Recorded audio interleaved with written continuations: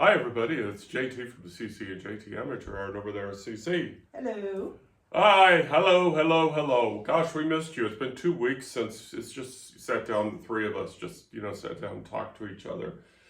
But it's not because it's lack of opportunity, because we've sat down and we've been talking to a lot of people. We have. And so we're going to go through all of that. But anyway, welcome to summer.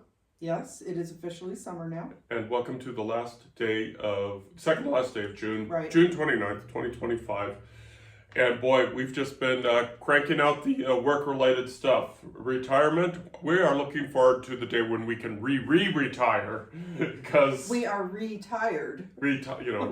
Oh, You made a joke about that yesterday. Something about we were so tired we did it again, so now we're retired. yeah, we are just tired. But we've been having fun. We wouldn't do this if it wasn't fun, and We really wouldn't. It's been exciting. But we should, of course, mention, the attire and the stuff. It's baseball day for us. We're going to be seeing our Reno Aces. Woo! Take on the Salt Lake Bees up at Reno Aces Park, a day game. We're going with, the awesome man, the awesome uncle. Yep. So we're looking forward to that. So we are representing today. Yes. So and also as a side note, if it was the Iowa Cubs, we would still be wearing Cubs gear. Because Yes. even though we love our Reno Aces. Yep. Even though we love our Reno Aces, we always represent our Cubs. But since it's not, we feel good doing our hometown team. Yeah, because any other team, I mean, we do root for the Athletics, sort of. Yeah. We are fan owners of the Oakland Ballers.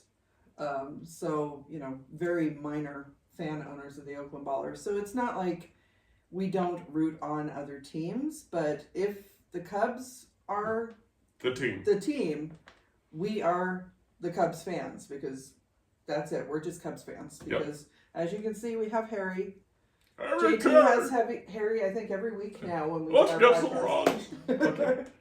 Okay.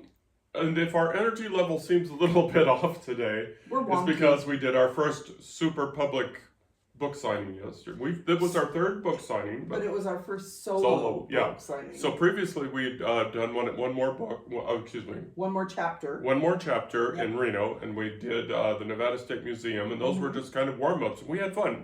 We sold books, but yesterday we did Barnes & Noble in Reno in South Virginia. It's a whole different ball game. And we did 2 or 3 hours of our faces just frozen like this, and oh my God, is my face tired. My face is tired and my back is hurting, and it's like... If anybody remembers the movie Miss Congeniality with Sandra Bullock and Candice Bergen and William Shatner, there is a scene where Sandra Bullock plays an FBI agent undercover at a beauty pageant. And in one scene, she's just like, now I need to unscrew the smile from my face. Yeah. That's a real thing, man. We're cheerful people. We do smile, but we don't normally smile that much for that long. And we were genuinely happy to talk to people and see people. We had fun. We interacted.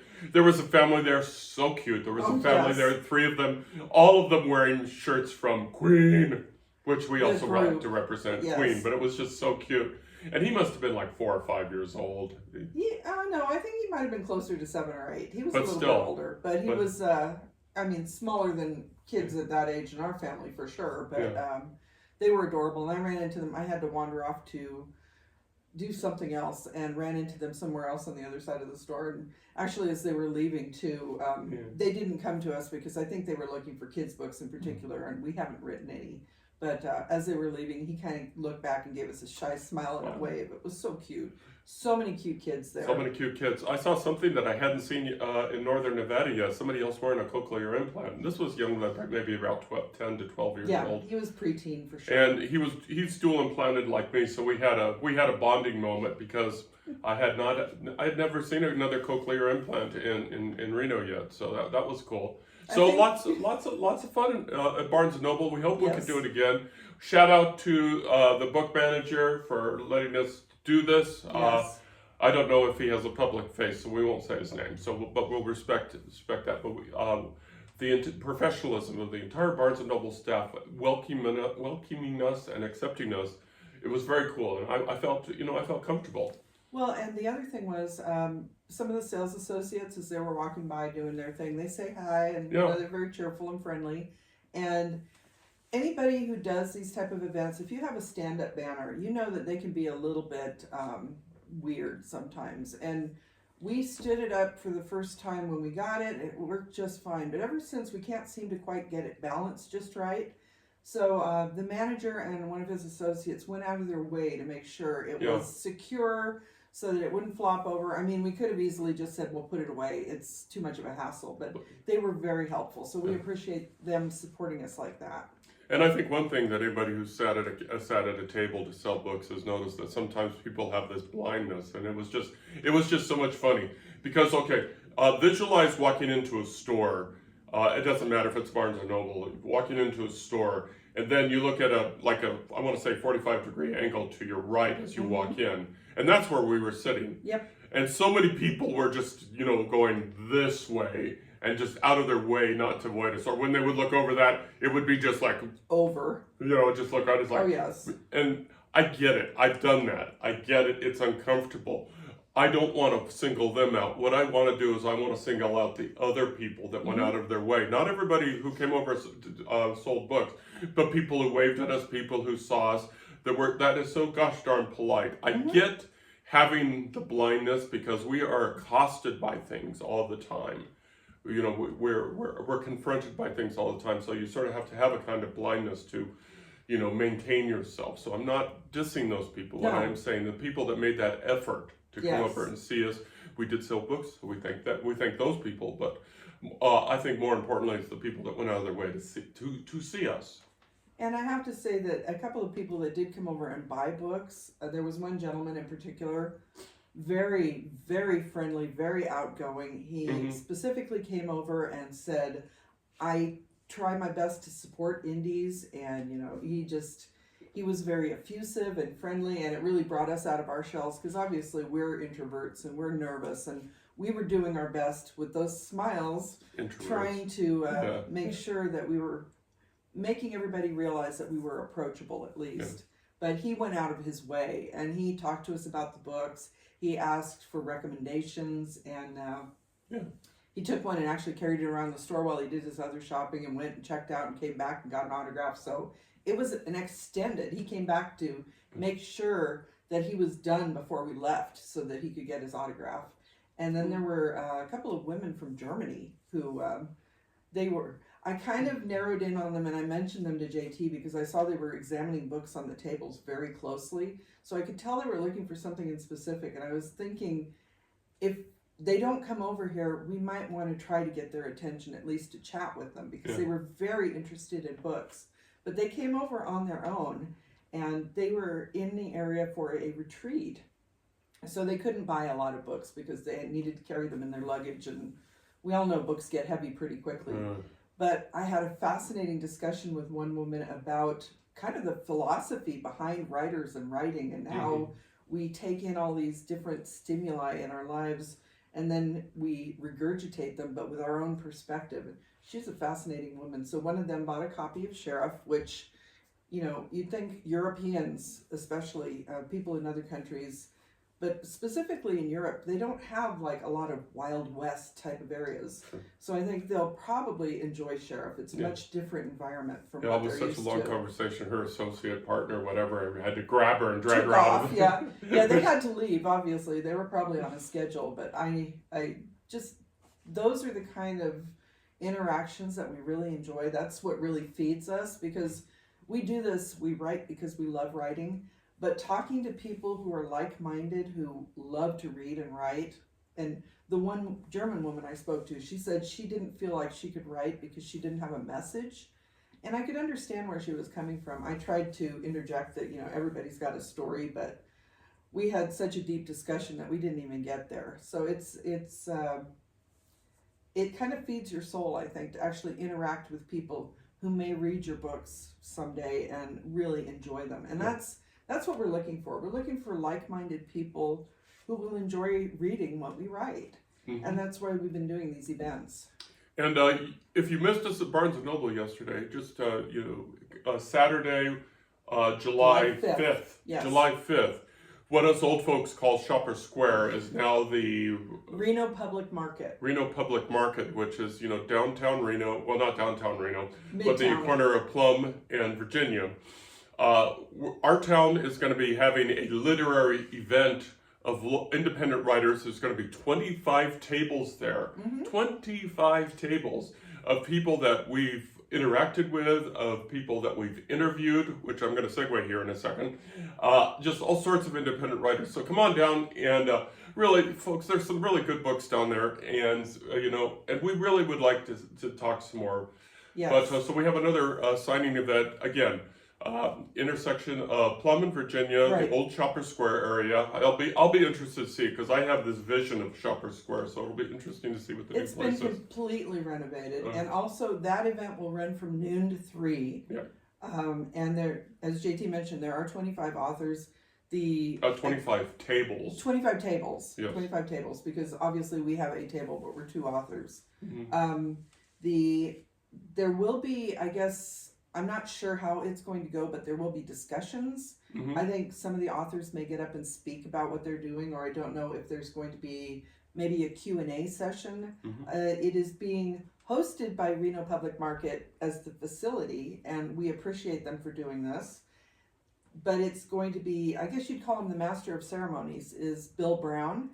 If anybody's familiar with Northern Nevada and the Reno area, Bill Brown is a retired anchor. Anchor, reporter / the whole thing. He's a local icon. Yes, and he also writes books now. I believe he's just released one of his own as well. So he will be there kind of, I guess, corralling the rest of us. Maybe, I don't know if he will be doing question and answer sessions or something. So I'm interested to see how the format of how this works out. So if you're curious, we hope you'll stop by.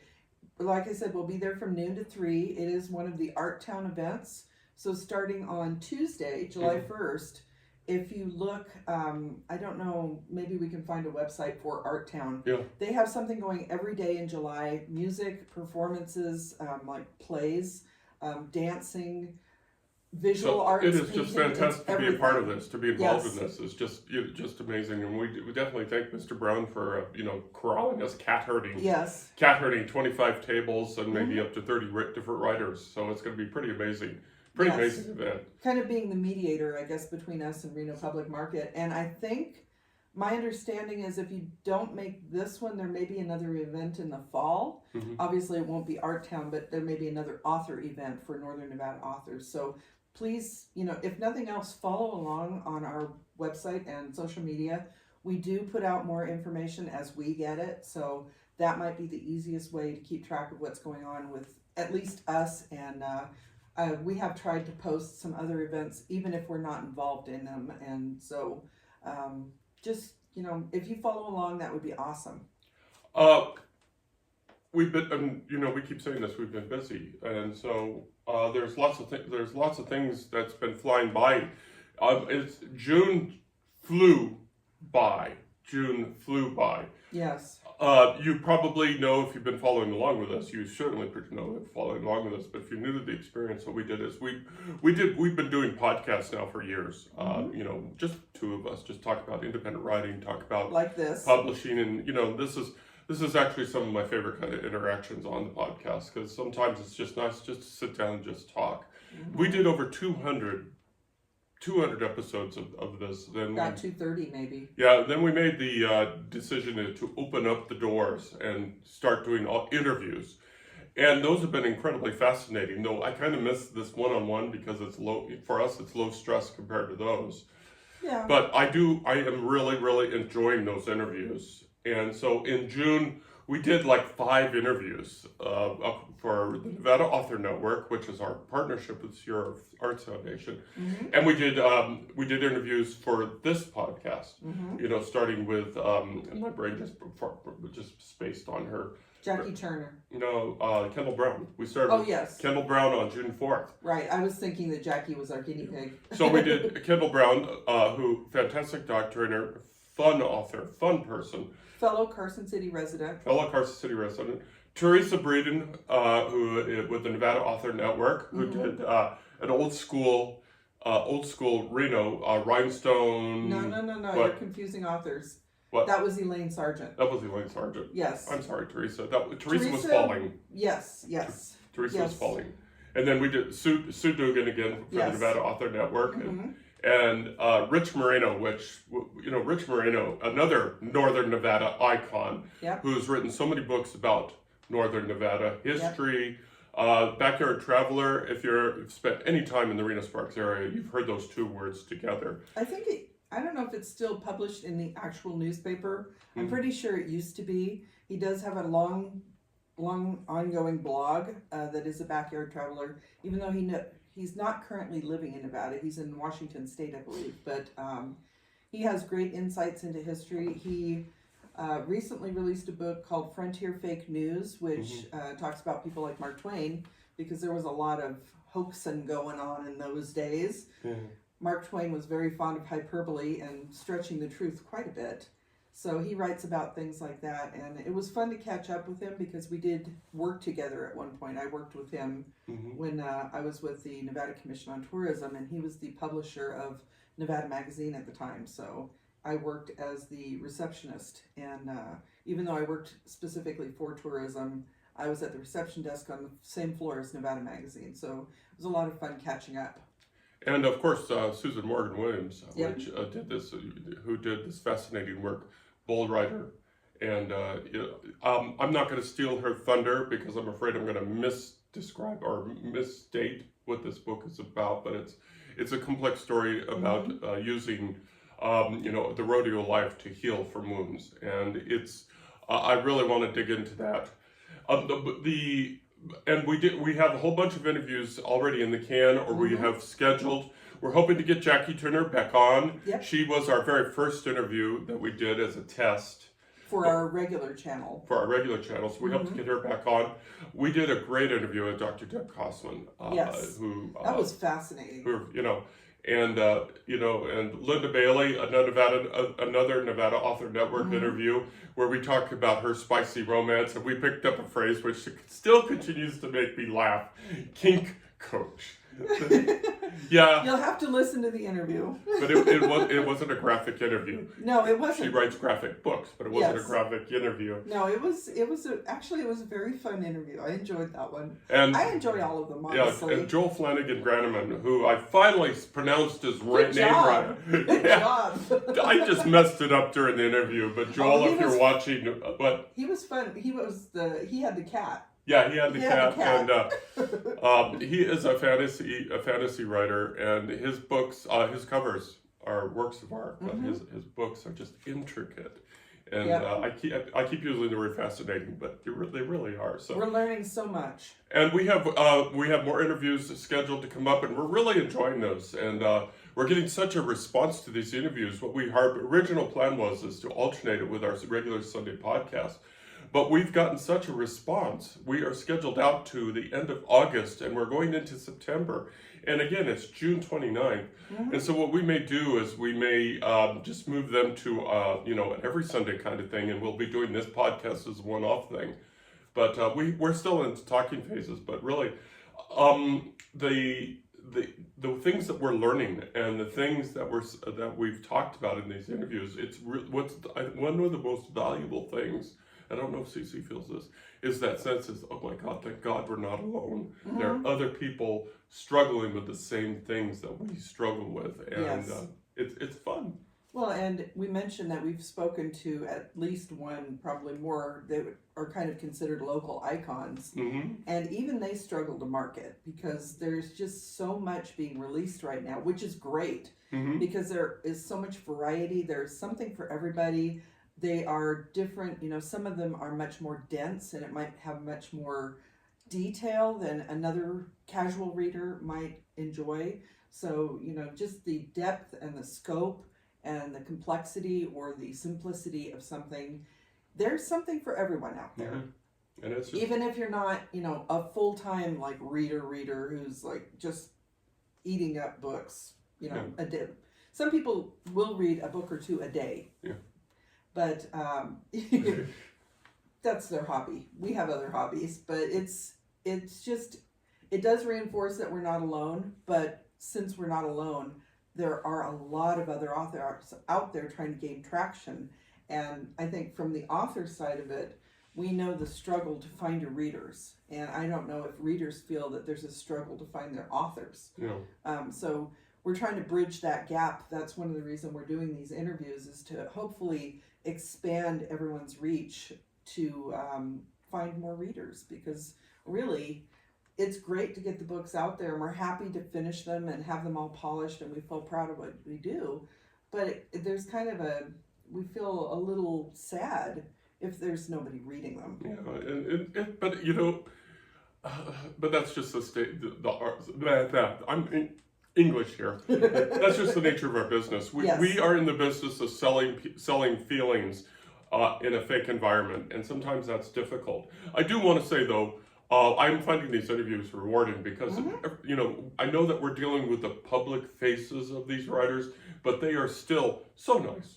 They're so nice and so knowledgeable and so interesting. Well, what we do before we actually start recording is, specifically when we don't know them in person, because we have, with Nevada Author Network, for example, we do talk to a lot of people that we've met face to face.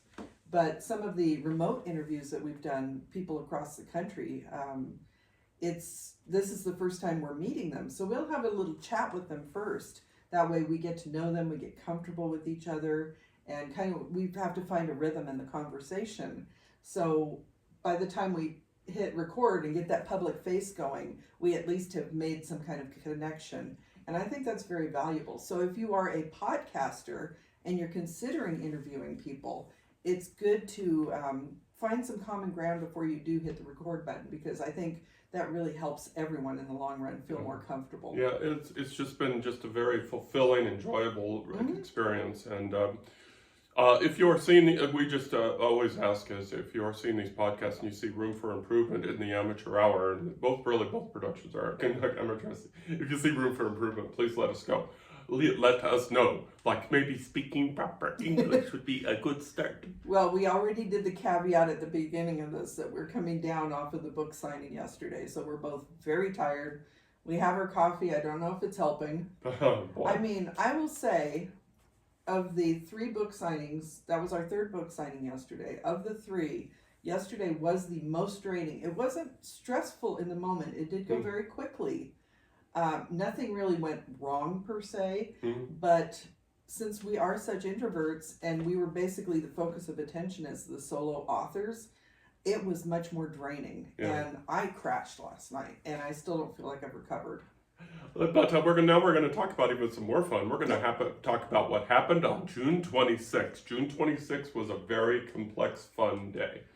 Yes. Yeah, and that kind of started us into the weekend. Yeah, June 26th was Thursday. And everybody say happy birthday to Cece, because that's her birthday. Yay! So you did things that you've been wanting to do for a while. You did things that you wanted to do for a while. And I said, what do you want to do on your birthday? And she said, we need to get an old-timey photo. And it's like, oh, yes, let's do that. Let's get an old-timey photo. He hates it. We got an old-timey photo. Well, the thing is that we have one that's been on our wall for our entire marriage. The one on the wall is faded. I have a better copy that's been stored away for years. But that was that New Year's Eve? Yeah, it was something around New Year's Eve of 1981. 1981. So we went out with some friends, and we went to what was then the MGM Grand. Yeah. Which is now the Grand Sierra Resort. It's been renamed a couple of times. And this was when they still had the lion. They had a live male lion in the basement.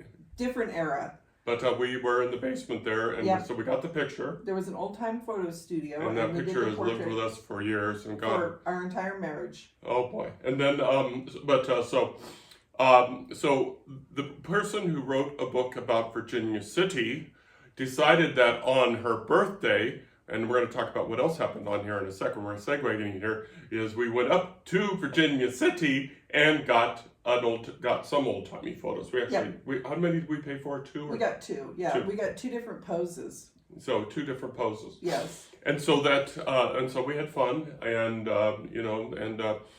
Cece got all hot and bothered because I was wearing good stuff, man. He looks. Now, JT is 6'5", and stands out just in general, no matter what. But put him in a duster, which is one of the big coats that a lot of cowboys wore. It has the split in the back so you can ride horses and things like that. It's like a trench coat, but it's more durable, I think, for rugged wear. So anytime JT puts on a duster, I do find that very appealing. And the Western hat, and had the vest with all the gold embroidery on it, and the fake money bag, because that's what you do. I'm surprised we got out of there without doing a Class A misdemeanor. It was also fun because there were some families in there. Oh, and so cute. They had taken a little, I don't even think it was a toddler, probably less than a year old. He was on the edge of, Just looked like on the verge of walking. But he had, baby fat and everything. And just, stripped him down to his diaper and put him in a galvanized tub with some furs. And he was the cutest thing, his little hair sticking up everywhere. So we were enjoying that. If he didn't enjoy the photo session, he at least enjoyed that part of it. But the other thing that happened on June 26th, and I guess the appropriate word here is finally, is you've got to do a cover reveal and a title reveal of your what we call VCR, Virginia City Romance. And what is this VCR?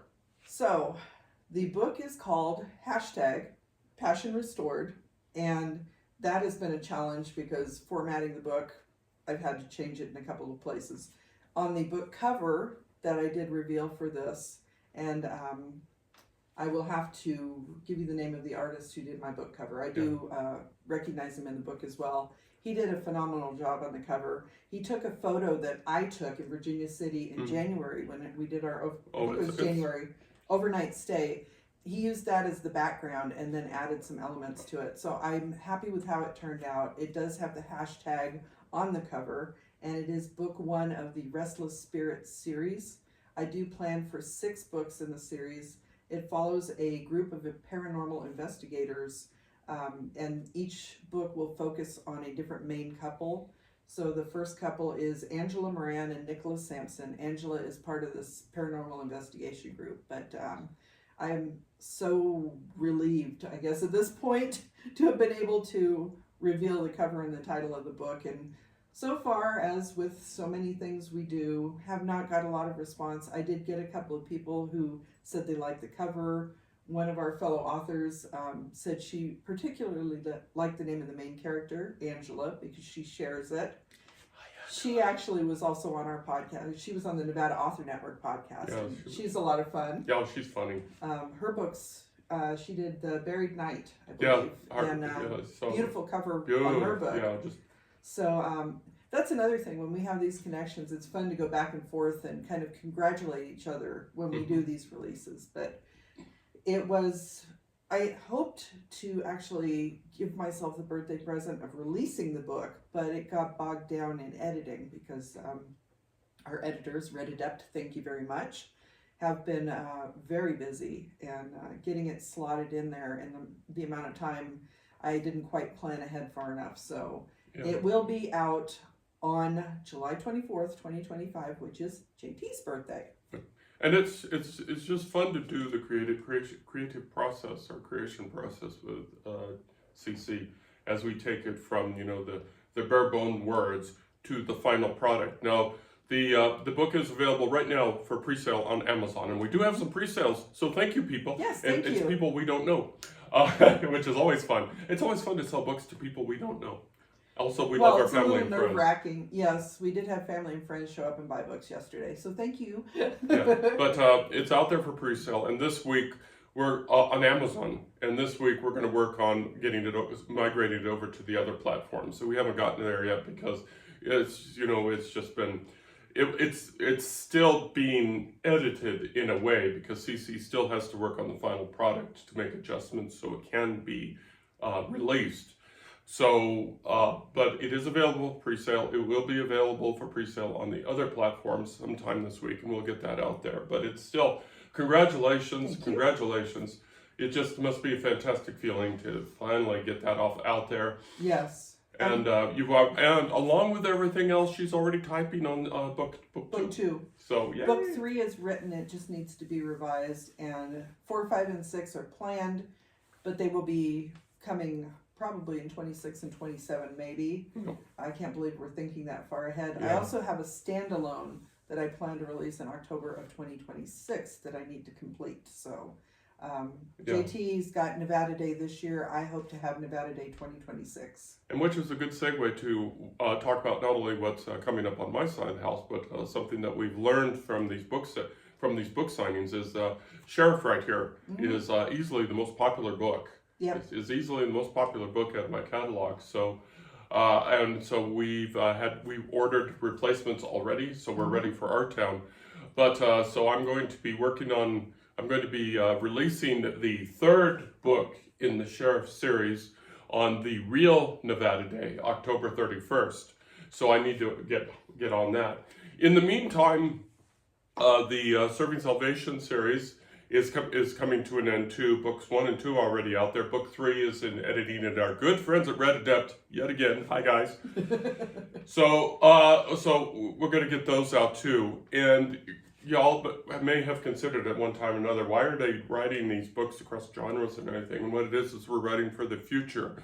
We're putting these books out there in hopes that eventually, our popularity will pick up and these books will sell at like fireworks sometime in the future. That is our hope. But hopefully, I mean, if nothing else, we're providing a snapshot in time because we're writing from the experiences that we've had as, you might call us late baby boomers. Some people might call us Generation Jones. So we've had some interesting experience in all the things that have evolved technologically throughout our lifespan and everything. And I think our writing does reflect what we've learned throughout our lives. And you should also mention, related to Serving Salvation, there are the novellas. Finding Salvation is available, and you just got another good review. Another great review. And it's just it's so much fun when we see that we've sold a book or two through Amazon or one of the platforms. So, but equally rewarding are the reviews, and we've gotten some really nice reviews on our books. Especially the Serving Salvation and Zoe. I should mention, Zoe. If you're going to read any one of my books, Sheriff in Nevada, definitely a good way to dive into those books. But I'm really proud of Zoe, and I just hope more people, grab Zoe and read that one, because that one's just, that's what I would call a real book. Well, so Sheriff in Nevada is a female sheriff in a fictional rural Nevada county and community.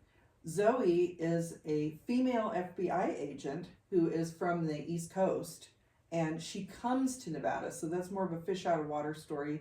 There is a alien element to it, but it is not an alien story, which did confuse some people. It's a Zoe story. It is a Zoe story. JT's books are very character driven. JT writes very strong female characters. I did have one person comment to me, somebody that I used to work with. She was hesitant to actually read Sheriff in the beginning. Checked it out from the Nevada State Library. It is available there, so if you're in a Nevada library that is part of the co-op, you can get it through them. You can also just request it at your local library. But her concern was a male writing a woman character. And I reassured her that not only does JT write women well, but he works with a lot of female beta readers who will call out anything that doesn't seem to fit a female. And I think you had that come up on Maggie, book 3. So it is not the typical, sometimes women written by men, it's more of the stereotype as to what a male desires out of a woman. And JT tries to make it more a woman realistically dealing with the problems that women face, especially in this case, a rural Nevada county. With Zoe, it's also a fictional rural Nevada county. It's a location named after one of the family fur babies. Hey, Charlie. They're all very well written. They're all very character driven. There's some mystery. There's some, like I said in Zoe, there's a little bit of an alien element to it. and that's currently a standalone that may become a series. Yeah, I haven't decided on that one, but I left it ambiguous. Yep. So but check them out. And if you as a woman, a self-identifying woman, do see a problem in the way I am portraying self-identified women, let me know, because we always say feedback makes us better writers, it makes us better podcasters, but it also makes us better human beings. So feedback. Well, and I will say at this point, you've had at least probably normally around 4 beta readers who identify as female. Many of the editors that we use identify as female. Right. So there has been a lot of vetting going on with these books. And we should also mention the other strong female character you've written, and the books have not gotten much love at all. We don't really even talk about them much, but the Emma Parks series. And I think those are also very worthwhile books. They're more of a contemporary, urban, she is a child protective services worker. There is kind of a law enforcement element in it, and you said that kind of led into you writing Maggie. Yeah. So the Emma Parks books, there are 3 in the series. They're available either as solo books or also in a compendium where you can buy all 3 books in one book. Yeah. So those are also available across all the platforms, and definitely recommend checking those out too, because Emma Parks was the first book. Hope Knocks Twice was written for me as a Christmas present, so I have maybe I'm a little bit more biased toward that, but I think those books need a little bit more love too. Okay, so I think if you've hung in there this long, listening to us talk about the books we've written, I thank you very much. Okay, just to say, not talking about any book in specific, but how many books have you written and published so far? 15? Yeah, something like that. So every time we look at our little library over here, JT sits over, actually his desk faces this little library. Every once in a while he'll look over and he goes, wow, I wrote all that? Yeah, but it's... Okay, again, if you've hung in this long to the podcast, we thank you. So you know, for future reference. And we should be enthusiastic about our own works, but now I've got a slight blush going on, so let us move on. We're wrapping up here, folks, and we do thank you if you hung in this far. So just as a reminder, it's coming up, Artown, Central Reno, Plum, and Virginia. Come by and see us next Sunday. Check out the books on our website at www.carsonhume.com. Check out our interviews at that web address and also at twomoorebooks.com, especially the Nevada Author Network, where we are just, the amount of talent here in Northern Nevada is just amazing. And so you people would be equally amazed at the literary talent that we have. Anything else that we just want to talk about real quick before we go to mochi time? No, I just think that, as I mentioned earlier, if we don't write anything that you find appealing, some of the other Northern Nevada authors might. There are children, young adult authors. There's a variety of genres. So definitely check them all out, because you may find somebody that you latch onto and they become your new favorite author. Yeah, we are fans of them ourselves. Yes. Okay, so what mochi time is something that's called Yes to Next. What that is soft yoga.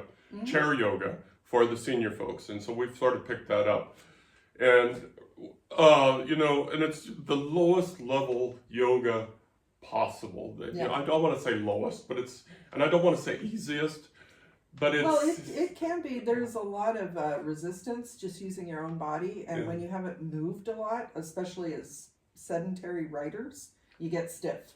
And we've been doing that every day now for a week, and oh my gosh. But so we just wanted to do a shout out called Yes to Next. YES, the numeric 2 next.